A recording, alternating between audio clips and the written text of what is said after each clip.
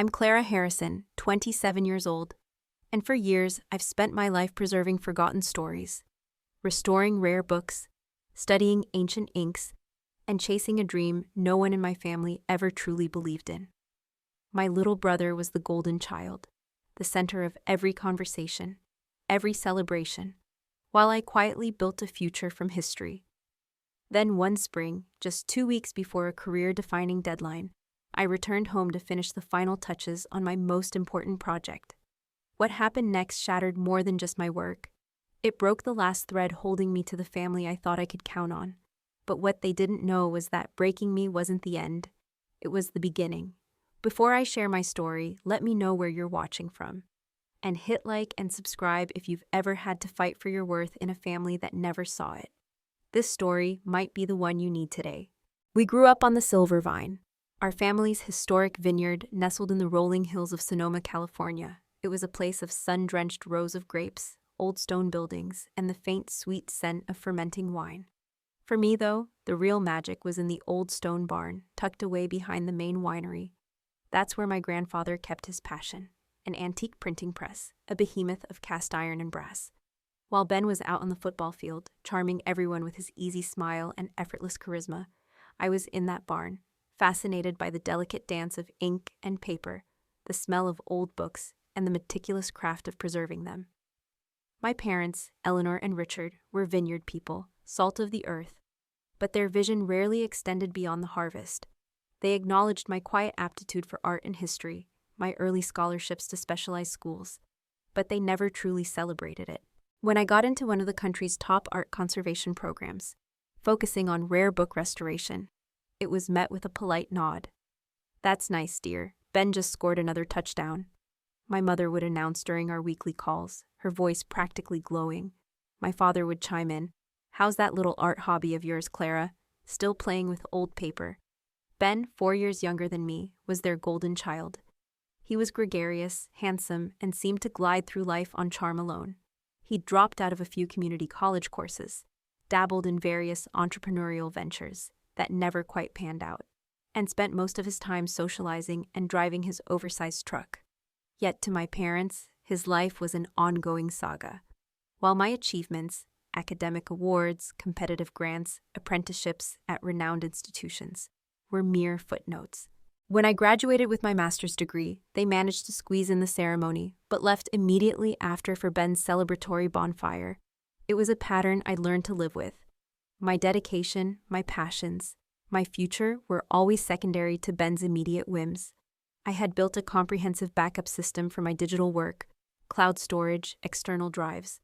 But my current project, a meticulously restored 17th century botanical journal, was a physical masterpiece. It was the centerpiece of my application for the prestigious Heritage Arts Grant, which would not only fund my own studio, but also secure my reputation in the fiercely competitive world of conservation. The final step required using a period-accurate press for some subtle, archival impressions.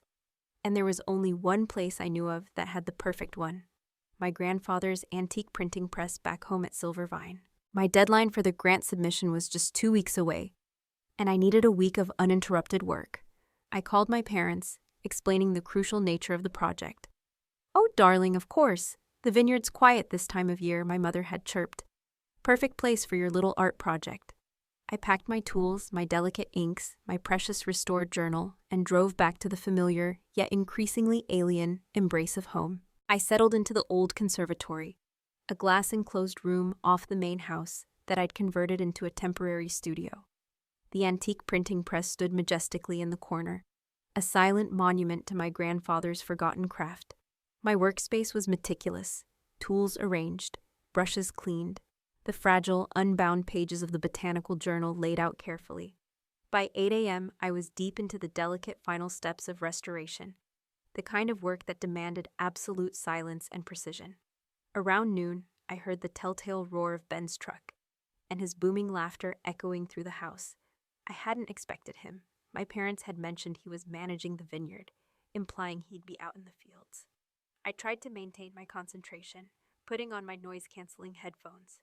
20 minutes later, the conservatory door burst open.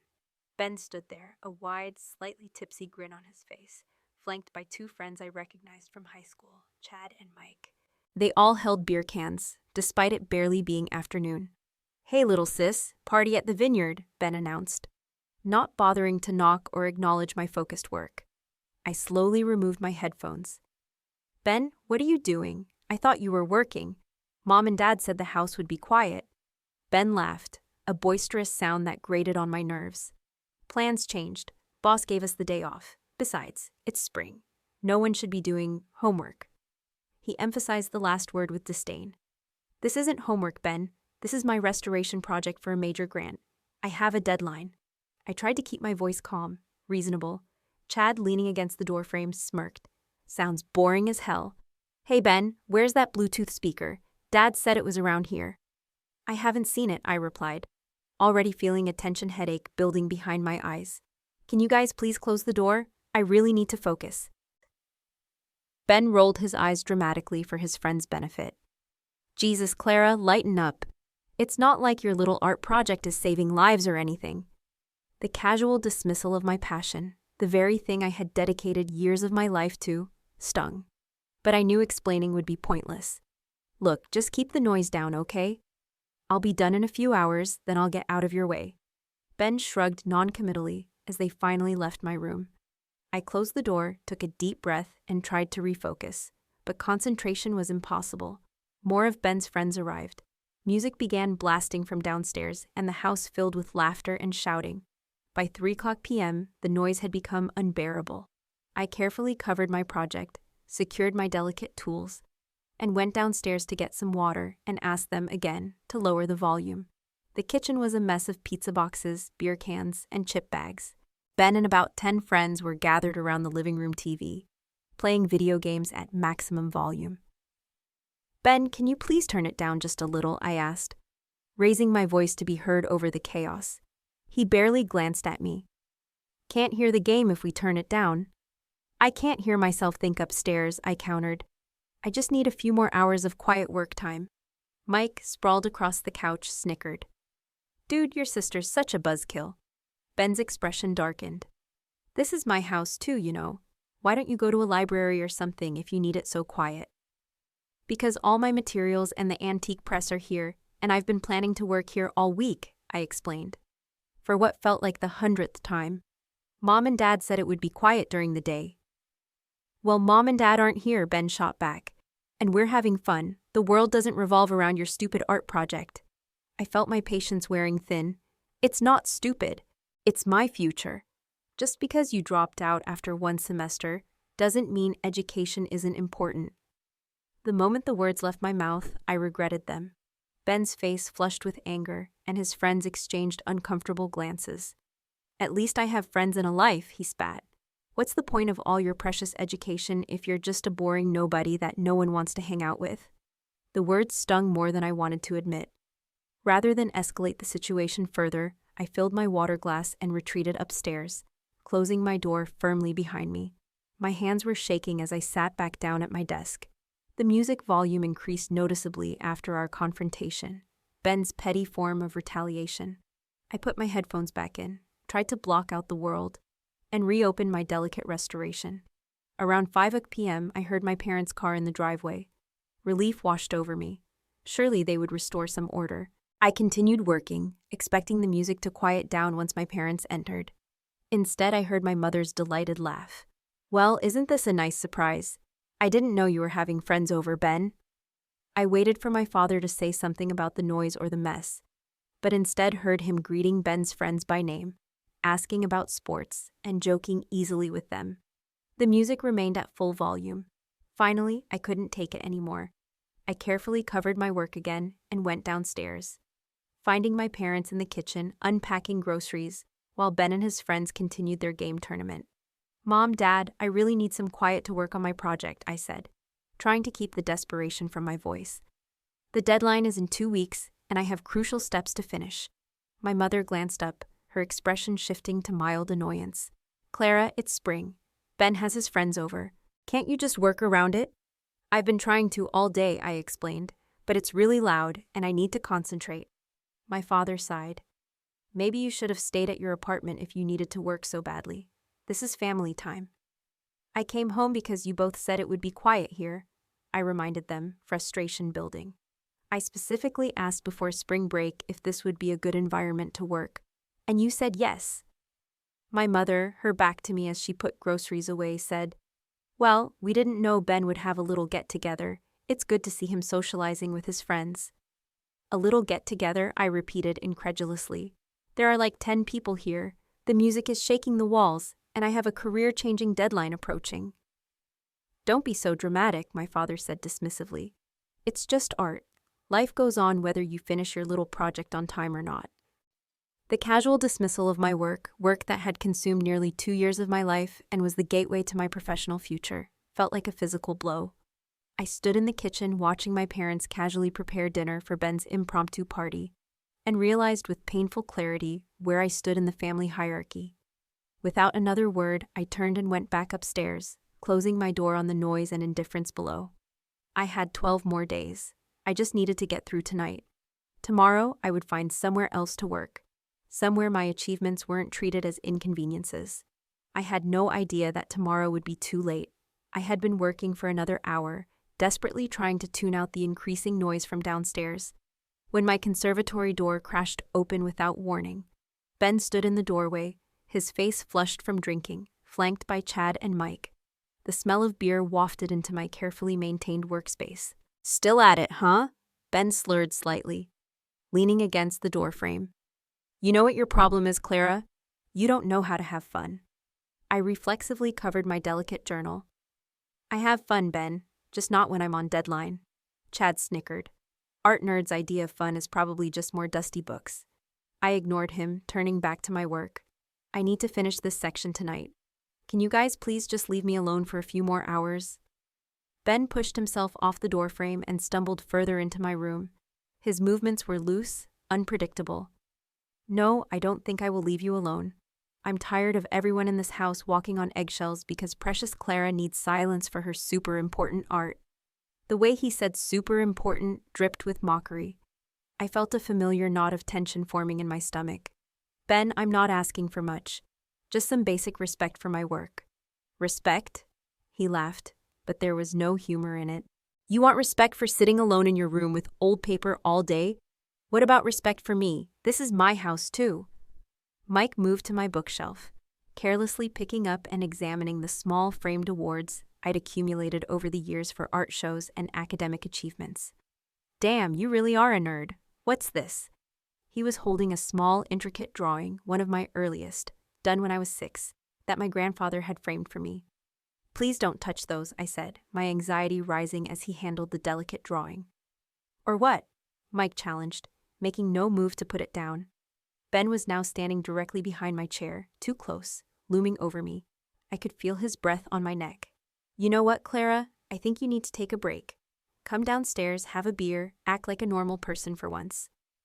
"I'll come down when I finish the section," I said, trying to keep my voice steady. "I promise. Just give me an hour." "An hour, a day, a week? It's always something with you." Ben's voice hardened.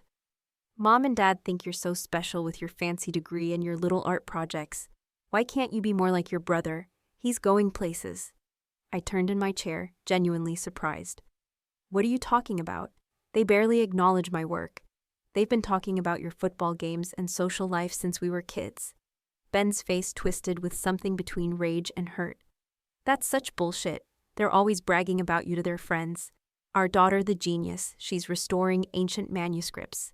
Meanwhile, I'm just the disappointment who couldn't hack it in college." Before I could process this completely unexpected perspective, Ben's gaze fixed on my workspace, on the fragile, unbound pages of the 17th century botanical journal. "This is it, huh? The precious project." Ben's voice took on a dangerous edge. "This stupid old paper is more important than family, isn't it?" "It's not just paper," I started to explain. "It's a historical artifact that could reveal early botanical discoveries from the New World, and it's essential for my grant." I never finished the sentence. In one fluid, alcohol-fueled motion, Ben grabbed my meticulously restored botanical journal off the table. Delicate, unbound pages scattered to the floor, some tearing as they fell. "Ben," I screamed, lunging for my work. "What are you doing?" He held it above his head, out of my reach. Let's see how important this really is. Ben, please, I begged, panic rising in my throat. Everything is on there, my entire future. His face twisted into a cruel grin. Your art? Who cares? And then with deliberate force, he slammed the beautiful hand-bound journal onto the old stone floor. The sickening crack of fragile paper and brittle leather filled the room. But he wasn't done.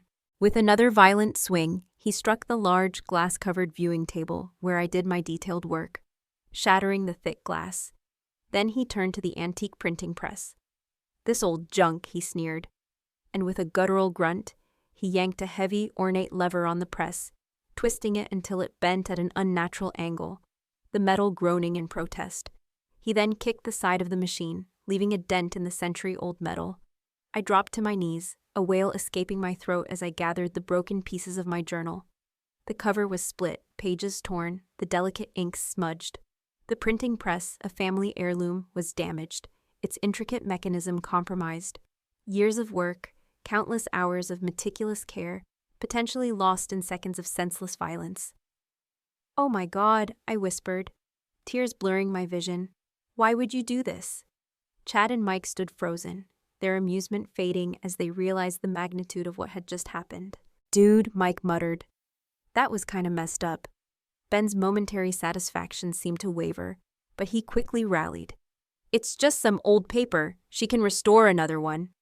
I clutched the broken journal to my chest and ran past them, down the stairs, desperate to find my parents. They would have to see how wrong this was. They would have to help me. I found them in the kitchen, my mother arranging snacks on a platter while my father mixed drinks. Mom, Dad, I gasped, struggling to speak through my tears. Ben just destroyed my journal. All my grant work was on there. He broke it on purpose. And he damaged Grandpa's printing press. I held up the mangled book, its pages hanging, the broken spine exposed. My mother's response was a tired sigh. Oh, sweetie, you're too sensitive. I'm sure he didn't mean to break it that badly. I stared at her in disbelief. He slammed it on the floor and stomped on it on purpose. And twisted the press, 2 weeks before my grant is due. My father glanced at the destroyed journal, then reached for another bottle of mixer. These things happen. Maybe you should have put your precious art away. I do put it away, I said, my voice rising with incredulity. But this was active work, and the printing press. It's a family heirloom. Ben appeared at the bottom of the stairs, Chad and Mike hanging back awkwardly behind him. It was an accident, he lied smoothly. She's making it sound worse than it was. You said, who cares about your art, and then smashed it, I cried, looking desperately between my parents for any sign of support. My father chuckled and shook his head. Well, maybe she wasn't meant to get that grant. Not everyone needs all these fancy art things. The casual cruelty of his words struck me like a physical blow. My mother laughed along with him, arranging cheese on the platter as if nothing important had happened. We'll help you get some new paper after spring break, she offered, as if that solved everything. For now, why don't you join the party? It might do you good to relax a little. I stood in the kitchen, holding the shattered remains of my academic career, surrounded by family who couldn't or wouldn't understand what had just happened. Ben smirked at me over our mother's shoulder, secure in the knowledge that there would be no consequences for his actions. Behind him, his friends shifted uncomfortably, perhaps the only people in the house who recognized the severity of what had occurred. Without another word, I turned and fled upstairs, locking myself in the bathroom, the only room in the house with a lock. I slid down against the door, still clutching my broken journal, and finally allowed myself to break down completely. Through the bathroom door, I could hear laughter resuming downstairs. The party continued as if nothing had happened, as if my future hadn't just been casually destroyed by the brother who was supposed to care about me, and the parents who were supposed to protect me. In that moment, something broke inside me that was far more significant than the journal in my hands. It was the last fragile strand of hope that my family would ever value me or my achievements. And in its place, something new began to form, a cold, clear determination that would change everything. I don't know how long I sat on the bathroom floor, my broken journal clutched to my chest like a wounded pet. The party continued downstairs, music thumping, laughter echoing, glasses clinking, a surreal soundtrack to my personal catastrophe. My mind kept replaying Ben's face as he smashed my work. The sound of the glass shattering, my father's dismissive chuckle. When my breathing finally steadied, I wiped my tears and assessed my situation with clinical detachment. The journal was definitely damaged. Its binding ruined, pages torn. The printing press was damaged too, its lever bent, a dent in its side. But the core research, my notes, my photographs of the initial state of the journal, my academic reputation, those weren't broken. I needed help, and clearly it wouldn't come from my family.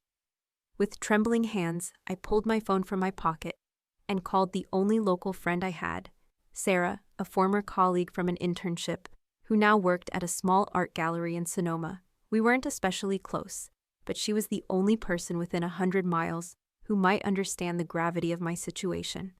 "Sarah," my voice cracked as she answered, "I'm sorry a call out of nowhere like this, but I'm having an emergency." I explained what had happened, each word painful to speak aloud. "Your brother did what?" Sarah's incredulity was somehow validating, the first acknowledgement that what had happened wasn't normal or acceptable. "And your parents laughed. They think I'm overreacting," I said, the injustice of it catching in my throat. "That's insane, Clara. Of course you're not overreacting. Look, my spare room is empty. You can crash on my couch if you need to get out of there." Relief washed over me. "Are you sure? I don't want to impose." "Absolutely sure. Pack what you need and text me when you're on your way." After hanging up, I splashed cold water on my face and stared at my reflection. My eyes were red and puffy, my face blotchy from crying. But beneath the devastation, I saw something hardening in my expression. Resolve, forming like a crystal in solution. I unlocked the bathroom door and listened. The party was still in full swing downstairs. I slipped into my conservatory, carefully avoiding the scattered fragments of glass and torn pages still across the floor, and pulled out my duffel bag. I packed methodically, clothes, toiletries, my external hard drive with all my digital research, notebooks, chargers, and the stack of printed reference papers. As I zipped the bag closed, I heard footsteps in the hallway and froze, but they passed by, accompanied by drunken laughter. I was invisible in my own crisis, and for once, that worked to my advantage. Before leaving, I carefully gathered the damaged fragments of my journal and documented the broken press with my phone, taking close-up photos of the bent lever and the dent. The university's conservation lab, or a specialized antique repair shop, might be able to salvage something. I took one last look around my childhood conservatory, the awards on the shelves, the certificates on the walls, physical proof of achievements that had never been enough for my family. I felt a strange detachment, as if I were already gone. I crept downstairs, keeping to the periphery of the house to avoid the living room where the party was centered. As I passed the kitchen, I overheard my mother's voice. "Ben feels terrible, but Clara's always been so dramatic about her schoolwork. Remember how she cried when she got that B+ in 10th grade? My father's response was dismissive. "She'll get over it. It's just some paper and an old machine." Ben's voice joined in, not sounding remotely terrible. "She's probably just using this as an excuse because she wasn't going to finish on time anyway." They laughed, the sound cutting through me like glass. Without announcing my departure, I slipped out the front door and into the cool Sonoma evening. The drive to Sarah's apartment was a blur. My mind raced with calculations. How many hours of work had been lost? How much time I had left before the deadline? Whether I could possibly recreate the missing sections from memory? The numbers weren't adding up to anything but failure. When I arrived, Sarah was waiting at the door of her small but tidy apartment. Without a word, she pulled me into a hug, the first real comfort I'd received since the incident. "I made up the couch," she said, leading me inside, "and there's tea or wine or both, whatever you need." I collapsed onto her couch, the emotional and physical exhaustion finally catching up to me. "I don't even know where to start fixing this." Sarah sat beside me. "First things first, have you emailed your grant advisor?" I shook my head. The thought hadn't even occurred to me in the chaos. "Do that now," she urged gently. "Professor Albright should know what happened. She might be able to give you an extension or connect you with resources." I composed the email on Sarah's tablet, my fingers still trembling slightly as I explained the situation. I attached photos of the destroyed journal and the damaged press as evidence, then hit send before I could overthink it. "What if she thinks I'm making excuses?" I whispered. the insecurity instilled by years of family dismissal surfacing despite myself. She won't, Sarah assured me, and if anyone can help salvage the situation, it's her. We stayed up late into the night, Sarah helping me catalog exactly what had been lost and what might be recoverable. The most recent fragile pages of the botanical journal, the ones that needed the most precise, period-accurate impressions from the press, were too damaged to salvage. The unique inks I'd developed for the restoration were spilled, and the antique printing press, crucial for the project's authenticity, was physically compromised. So worst-case scenario, you've lost about 2 weeks of irreplaceable work and the unique historical aspect of your project, Sarah clarified, making notes. At least, I confirmed, the number sounding both small and insurmountable. But it was the most critical part, the final refinements that tied everything together.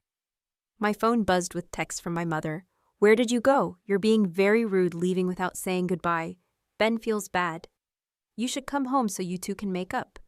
I turned off my phone without responding. Sleep was fitful that night, my dreams filled with smashing sounds and mocking laughter. I woke before dawn, my mind immediately racing with the enormity of what lay ahead. As Sarah's apartment filled with early morning light, I sat at her kitchen table with a fresh notebook, meticulously mapping out a recovery plan. By 7 a.m., I had an email from Professor Albright. "Clara, I'm appalled by what happened. Come to my office at 9 a.m. We'll figure this out together. Don't lose hope." For the first time since Ben had destroyed my work, I felt a tiny flicker of possibility. I wasn't alone in this after all. As I showered and prepared to meet Professor Albright, another realization formed, crystal clear and surprisingly liberating. My family had shown me exactly who they were and how little they valued me. There was a strange power in finally having absolute confirmation of what I'd suspected for years. I looked at my reflection again, no longer seeing just devastation or even determination. I saw someone who had nothing left to lose, and that made me dangerous in a way Ben and my parents couldn't possibly anticipate. Professor Evelyn Albright's office had always been a sanctuary. Walls lined with books, desk covered in organized stacks of research papers, the faint scent of coffee and herbal tea in the air. But today, as I sat across from her explaining what had happened, it felt like the only safe place in my collapsing world.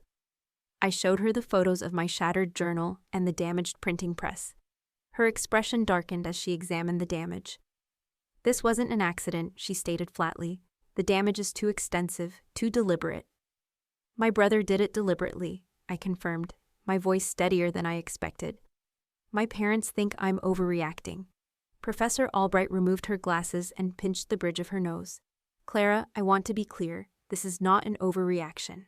What happened was a deliberate act of sabotage, and it's completely unacceptable." Her validation was like oxygen. For the first time since the incident, I could breathe. "The question now," she continued, practical as always, "is how we move forward. You have 12 days until the submission deadline. Let's assess what we can salvage." She picked up her phone and called the university's Rare Collections and Restoration Department, explaining the situation in brief, urgent terms. Within an hour, Dr. Chen, a renowned restoration specialist, was carefully examining my damaged journal and the photos of the press. "I'll do my best," he promised. "But I can't guarantee anything for the journal. This will take extensive, delicate work. As for the press, it looks like a custom repair will be needed for that specific lever. It's a very old machine." While Dr. Chen worked, Professor Albright outlined our contingency plan. "I'm giving you 24/7 access to our advanced conservation lab," she said, handing me a special access card. "It has the best resources, and we have another, though less period-accurate, press you can use if Dr. Chen can't restore yours in time. I've already emailed the department head explaining the situation. You'll have whatever resources you need." "What if I can't recreate everything in time? What if the grant committee rejects it because the original journal is too damaged?" I asked. The questions that had been haunting me since last night. "Then we'll request an emergency extension and present a case for the deliberate sabotage," she replied firmly. "But let's cross that bridge only if we need to. First, let's see what Dr. Chen can do." By afternoon, we had our answer. Dr. Chen managed to salvage about 70% of the journal, painstakingly reassembling torn pages and stabilizing the remaining binding. but the final, critical impressions I needed from the specific antique press were impossible without that exact machine. "It's a miracle it's this much," I said, trying to sound optimistic, as I stared at the restored but incomplete journal. "Much better," Professor Albright agreed. "Now, let's make a strict timeline for reconstructing the lost work and adapting the project." Together, we mapped out an intensive schedule, 16-hour workdays in the lab, focusing first on adapting my project to use the lab's less accurate but functional press, then meticulously documenting the damage to my original journal and the family press for my grant application. She offered to review sections as I completed them, providing real-time feedback to expedite the process. "I can't thank you enough," I told her as we finalized the plan. "Don't thank me yet," she replied with a determined smile. "Thank me when we submit this grant application and you move forward with your career." As I settled into the lab that evening, preparing for my first all-night work session, my phone rang. My mother's name flashed on the screen. After a moment's hesitation, I answered. "Clara, where are you? We're worried sick." Her voice carried no actual concern, just annoyance. "I'm at the university," I replied, keeping my tone neutral. "I'm staying with a friend." "This is ridiculous," she huffed. "Running away doesn't solve anything. Ben feels terrible about the accident." "It wasn't an accident," I interrupted, surprised by my own calm. "He deliberately destroyed my property and potentially my academic career, and neither of you cared." "That's not true. We offered to help you get some new paper after spring break." "My grant is due in 12 days, Mom. After spring break would be too late." There was a pause. "Well, surely they'll give you an extension under the circumstances." "The circumstances where my brother maliciously destroyed my work and my parents laughed about it?" The words hung in the air between us. "You're twisting what happened," she said defensively. "Ben made a mistake. We all make mistakes. A mistake is accidental. What Ben did was deliberate. And your response showed me exactly where I stand in this family." "What's that supposed to mean?" "It means I'm done seeking approval that's never going to come. I have work to do now. Mom, I'll let you know when I'm coming to get the rest of my things." I ended the call before she could respond, then turned off my phone completely. For the next 10 days, I existed in a world defined by archival paper, delicate tools, and sheer determination. I slept on a cot in the lab's break room, showered in the gym facilities, and subsisted on vending machine snacks and delivery food. Sarah brought me fresh clothes and moral support. Professor Albright checked in regularly, reviewing my progress and providing crucial guidance. On day 4, I received an unexpected visitor. Sarah's cousin, Julian, appeared at the lab with a takeout bag from my favorite sushi restaurant. "Sarah told me what happened," he explained. "I work at a specialized antique restoration shop in Napa. We've worked on very old, intricate machinery before. Thought maybe I could help with your press." Julian spent his entire lunch break examining the photos of the printing press and offering suggestions for its repair. Before leaving, he handed me his card. "When you're done with this grant, give me a call. We're always looking for skilled conservators, and we'd never smash your delicate work." His offer was the first tangible sign that there might be life, even a career, waiting for me beyond this crisis. That same afternoon, I received another surprise. 3 classmates from my conservation seminar arrived at the lab with coffee and determination. "Professor Albright mentioned you could use some help," explained Lena, the most brilliant archivist in our cohort. "We've all been there with project disasters, though maybe not quite so dramatically." For the next 8 hours, my classmates helped me document the damage, research alternative methods, and even proofread the extensive explanatory addendum I was now including in my grant application. Their willingness to give up their own free time to help me was humbling and empowering. Meanwhile, I was researching my legal options. A quick anonymous consultation with a legal aid office confirmed what I suspected. I had grounds for a small claims court case against Ben for the destruction of my property and the resulting damages. The journal itself is hard to price, being unique, the law student volunteer explained, but you could potentially claim additional damages for the lost work time, the cost of specialized repair for the antique press, and professional opportunities if you can document them. I began keeping meticulous records, hours spent recreating lost work, emails with Professor Albright documenting the incident, photos of the damaged journal and press, even a statement from Dr. Chen confirming the deliberate nature of the damage. On day 10, 2 days before my deadline, I stumbled upon something far more disturbing than a simple act of sibling rivalry. While meticulously documenting the damage to the antique printing press, I noticed a small engraved number on the underside of the damaged lever. It was a serial number. Out of curiosity, I cross-referenced it with some of my grandfather's old vineyard records that I had brought with me, hoping for a clue about its manufacturing date. Instead, I found an old, faded bill of sale. The printing press, this priceless family heirloom, had been sold by my grandfather to a private collector almost 30 years ago, and then, curiously, repurchased by my father just 5 years ago, but at an unusually low price. This didn't make sense. Why would they sell it, then buy it back? I kept digging.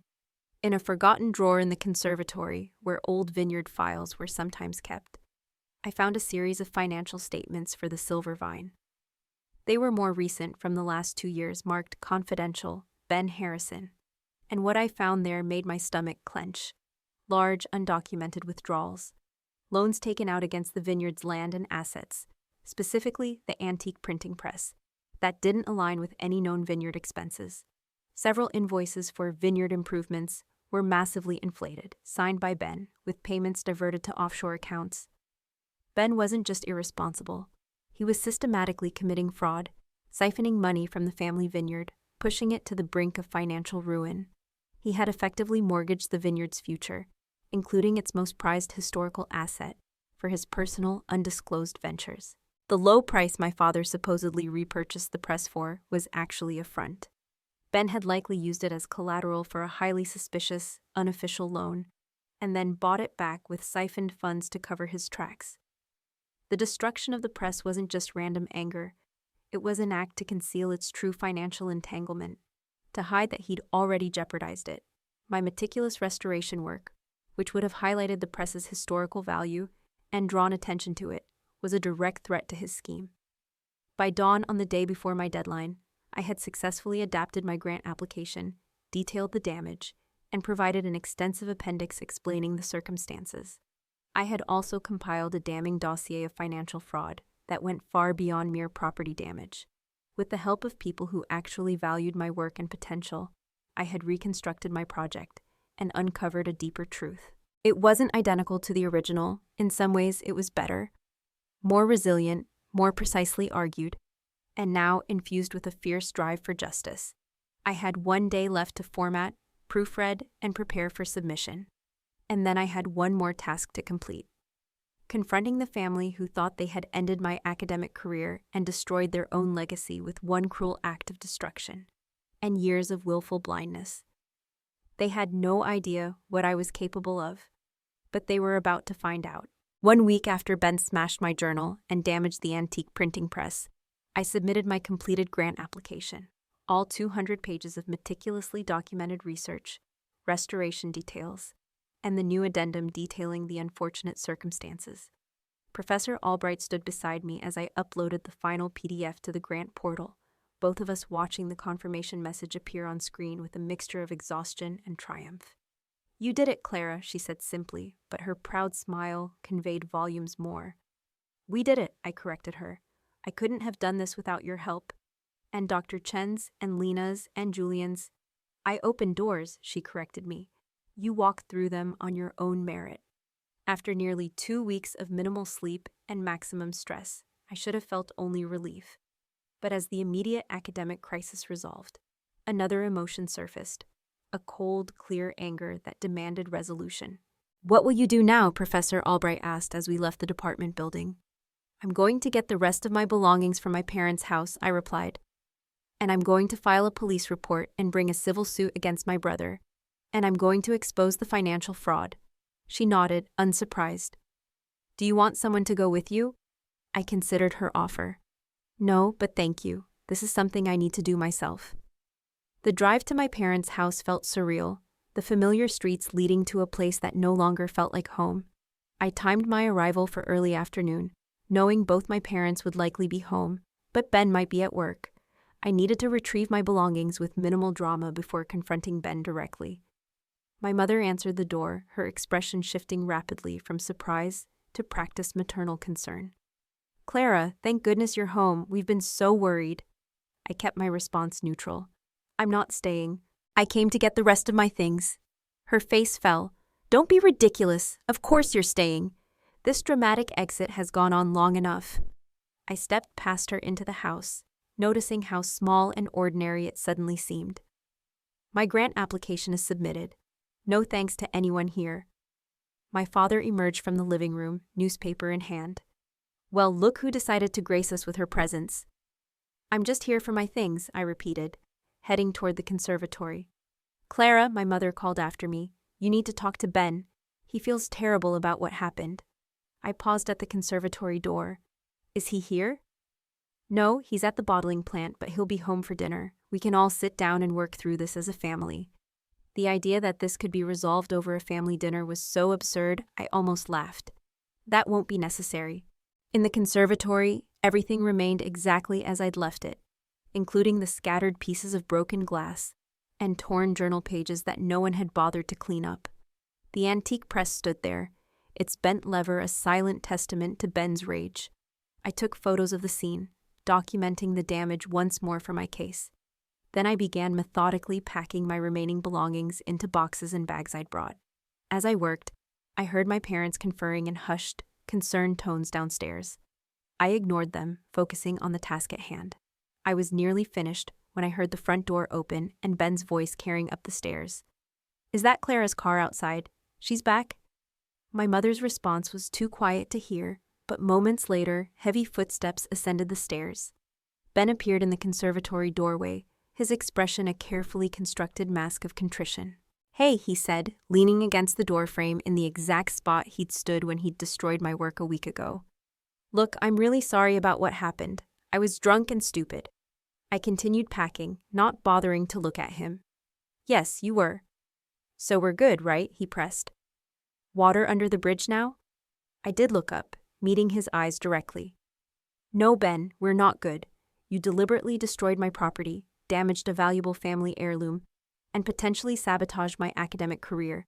That's not something I can just forgive and forget.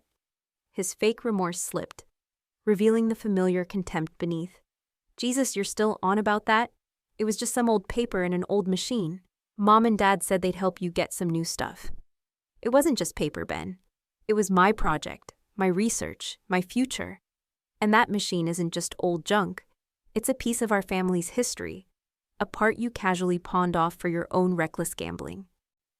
I zipped my final bag closed. But you wouldn't understand that, would you? What's that supposed to mean? It means not everyone drops out after one semester because things get too challenging. It means not everyone manipulates family assets and commits fraud to cover their own failures. The words were cruel, but I was past caring about his feelings. Ben's face darkened. You think you're so much better than me with your fancy degree and your complicated art projects. Newsflash, nobody cares about that stuff in the real world. The real world values my work quite a lot, actually, I replied, thinking of Julian's job offer and Professor Albright's connections in the industry, which is why I'm filing a police report for destruction of property and taking you to civil court for the damages, including the repair of the antique press. His mocking expression shifted to shock. And I'm also submitting my evidence of your financial fraud to the authorities. Your little games with the vineyard's finances are over. Your what? You heard me. I pulled a folded document from my bag and held it out to him. This is your copy of the civil court filing. You've been served. And the fraud evidence is going to the district attorney. He stared at the paper without taking it. This is a joke, right?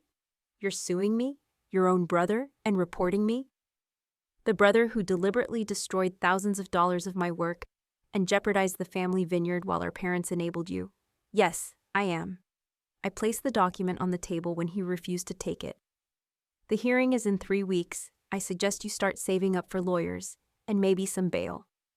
Footsteps pounded up the stairs as my parents, clearly having overheard, rushed to Ben's defense. Clara, have you lost your mind? My father demanded, his face flushed with anger. You can't sue your own brother, and fraud? What are you talking about? Actually, I can, and I am.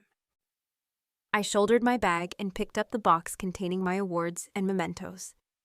I've also filed a police report for the malicious destruction of property and the evidence of Ben's financial mismanagement of Silver Vine, including the press, is going to the authorities." My mother's hand flew to her chest in theatrical shock. A police report? Ben could lose everything. He could go to jail. "He should have thought of that before destroying my work and stealing from the vineyard," I replied calmly. "Actions have consequences." "This is insane," my father sputtered. "You're tearing this family apart over some old paper and a family misunderstanding." "It wasn't an accident," I corrected him, my voice steady. "Ben admitted it himself just now. He was drunk and stupid. And you both enabled and excused his behavior, as you always have. And you turned a blind eye to his fraud." "I think you're having some kind of breakdown," my mother said, her voice taking on the patronizing tone she used when she thought I was being irrational. "Maybe the stress of school has become too much for you." "I finished my project," I informed her. "I submitted it today. No thanks to any of you. I did it despite Ben's best efforts to sabotage me, and despite your complete lack of support and your complicity in his lies." Ben, who had been silently seething, suddenly found his voice again. "If you go through with this lawsuit and report, don't expect any more support from us. Dad was going to help you get that studio, but I guess you don't need family support anymore." It was meant to be a threat, a way to bring me back in line, but I just smiled. "I've already applied for additional post-grant funding through the department. Professor Albright has assured me it will be approved, and Julian's offered me a conservation position at his shop. I don't need your conditional support anymore. And as for Silvervine, the authorities will figure out what to do with it now that Ben's fraud is exposed." My father's face reddened further. "After everything we've done for you." "What exactly have you done for me?" I interrupted, the question genuine. "My scholarships paid for most of my education. I worked part-time throughout college to cover expenses. You've never shown any interest in my research or career goals, so please tell me what I should be so grateful for." The question hung in the air, unanswered. My mother's expression shifted from concern to hurt. My father's from anger to confusion. Only Ben remained unchanged, angry and entitled to the end. "You know what? Go ahead with your stupid lawsuit," he scoffed. "No one forced you to leave your precious art where it could get broken. It was in my private workspace, Ben. You came in specifically to break it. And I've got all the evidence of your financial dealings with the press and the vineyard for the authorities." "You can't prove that," he sneered. "Actually, I can. Your friends Chad and Mike were witnesses, and I have financial documents. And a specialist report on the press. It's all going to the police." This was partly a bluff for Chad and Mike, but the flash of panic on Ben's face told me it had hit home. I picked up my boxes and walked past my stunned family, down the stairs and out to my car. As I loaded the last of my belongings, my mother followed me outside. "Clara, please," she pleaded, tears now streaming down her face. "We're your family. You can't do this." I paused, one hand on my car door. A family supports each other. A family values each member's dreams and achievements. That's not what happens in this house. And a family doesn't cover up fraud. "We love you," she insisted. "Maybe you do, in your way," I acknowledged. "But you don't respect me or what matters to me. And I can't keep pretending that's enough." I got into my car and drove away, watching my childhood home recede in the rearview mirror. There was grief in leaving, in acknowledging the family I had wished for, versus the reality of the family I had. But there was also a profound sense of liberation, of finally standing up for myself and my worth. The next few months were a whirlwind of activity. I threw myself into preparing for the grant committee interview, working closely with Professor Albright to anticipate questions and present my revised project. I moved from Sarah's couch to a small studio apartment near the university, furnished with secondhand basics and my salvaged belongings. Ben didn't show up for the civil court hearing. My parents did, sitting silently at the back of the courtroom as I presented my evidence. Photos of the damaged journal and press, Dr. Chen's assessment of the deliberate nature of the damage and repair costs, documentation of the hours spent reconstructing lost work, and Professor Albright's statement about the academic impact. Crucially, I also presented my preliminary findings regarding the financial irregularities related to the press and the vineyard. The judge ruled in my favor, ordering Ben to pay for the journal's extensive repair, the press's custom repair, and damages for the lost work time and professional opportunities. It was a clear victory. As for the fraud, the district attorney's office opened a full investigation into Ben's activities at Silvervine, which quickly escalated. The vineyard's true financial state, teetering on the brink of bankruptcy due to Ben's actions, came to light. The antique printing press was taken as part of the legal proceedings, its historical value now entangled in a web of deceit. That evening, as I prepared for my grant committee interview, I received an unexpected email. The Heritage Arts Grant Committee had already reviewed my submitted application. "We are deeply impressed by your innovative approach, the meticulous documentation of your project, and your extraordinary resilience under challenging circumstances," the email read. "While the incident involving the antique press is regrettable, your alternative solutions and the compelling narrative of your dedication speak volumes about your potential. We are pleased to inform you that your grant application has been accepted with distinction. We look forward to supporting your work." It was the final confirmation that standing up for myself and my work had been the right choice, regardless of the family ties that had been damaged in the process. I had lost my illusory family support, but I had gained something far more valuable: genuine recognition for my work, and the beginning of a professional future built on my own merit. As I closed my new laptop, purchased with the court settlement money, I realized that Ben's destructive act had ultimately failed. He had broken my project, but he hadn't broken me. In fact, he had inadvertently pushed me to discover just how strong I really was. The following weekend, I moved into my new studio, funded by the grant. It was smaller than I'd envisioned, but it was mine. A space filled with light, the smell of fresh paper, and the promise of endless possibilities. Julian from the antique restoration shop called me shortly after. "Heard you got the grant, Clara. That's fantastic. My offer for you to join our team still stands. We've got some incredible pieces coming in, and your eye for detail and historical knowledge would be invaluable." I accepted. The money from the grant was for my independent projects, but a stable income, doing what I loved, surrounded by people who valued my skills, was a dream come true. 2 months later, I received an email from Chad, one of Ben's friends who had been there when he destroyed my work. "Clara, I've been thinking about what happened. I'm really sorry I didn't step in or speak up. I knew it was wrong, but I was too scared to say anything.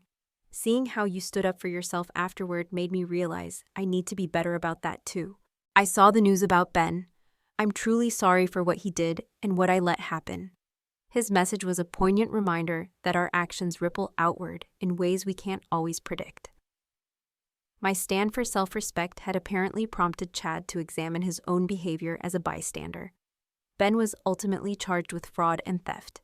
He received a suspended sentence and significant restitution, narrowly avoiding jail time, but the legal record would follow him. The Silver Vine Vineyard was eventually sold off to cover the debts and restitution. My parents, stripped of their beloved vineyard and forced to confront Ben's true nature, were left to pick up the pieces of their lives and their illusions. Our relationship remains fractured. I visit them occasionally for short, structured interactions, but the old dynamic is gone. I no longer seek their approval or validation. The most profound change, however, was within myself. I no longer measured my worth by my family's approval or recognition. I had built a life centered on my own values and surrounded by people who shared them. Professor Albright, Sarah, Julian, my classmates. The painful lesson of the incident had ultimately freed me from the exhausting pursuit of validation from those who couldn't or wouldn't provide it. One evening, as Julian and I worked late on a particularly challenging restoration, he asked me, "Do you ever regret taking your brother to court? It must have been hard going against your family like that." I considered the question carefully. "I regret that it was necessary," I finally answered, "but I don't regret standing up for myself. Sometimes the hardest thing and the right thing are the same." "Well, for what it's worth," he said, "I think you made the right choice. Your work is too important to be dismissed or destroyed." His simple acknowledgement of my work's value, something my family had never managed to express, underscored how far I had come. The truth is, when Ben smashed my journal and damaged that antique printing press that day, he broke much more than just objects. He shattered my illusions about my family and my place within it. But from those broken pieces, I had built something stronger, a life defined not by others' expectations, but by my own determination and integrity. Some people never learn to value what you offer until you stop offering it. Others recognize your worth from the beginning and help you see it in yourself. The wisdom lies in knowing the difference and an understanding that sometimes the family you choose can nurture you in ways the family you were born into never could. So, if you're facing your own version of a shattered project, a moment when someone tries to destroy what matters to you, remember that it's not the setback that defines you, but how you respond to it. Stand up, speak your truth, and rebuild. The life you construct from the broken pieces might be more beautiful and authentic than you ever imagined possible. Have you ever had to stand up to family members who didn't support your dreams? Let me know in the comments below. And if this story resonated with you, please hit that like button and subscribe to hear more about overcoming family challenges and building the life you deserve. Thank you for listening to my journey. And remember, your worth isn't determined by those who can't see it.